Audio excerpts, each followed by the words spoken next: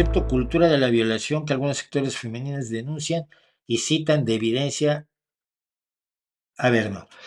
Yo no sé si las feministas lo hacen o no, pero sí hay una,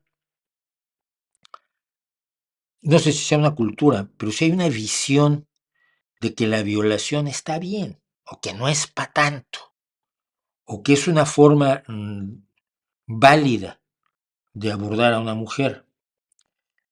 Tienes teóricos como el miserable, que es un violador, confeso además, Alejandro Jodorowsky, que dice que la violación permite a la mujer descubrir su orgasmo.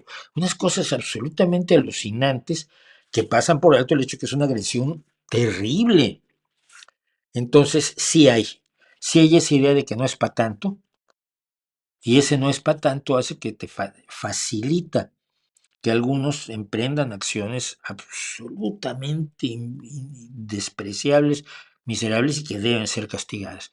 No creo que todo lo que algunos atribuyen a la cultura de la violación lo sea, pero de que sí, si tú vas entre ciertos grupos de jóvenes muy de derecha, muy de los machitos al estilo antiguo, su visión de la violación no es nada agradable. Y es evidentemente eso es cultural.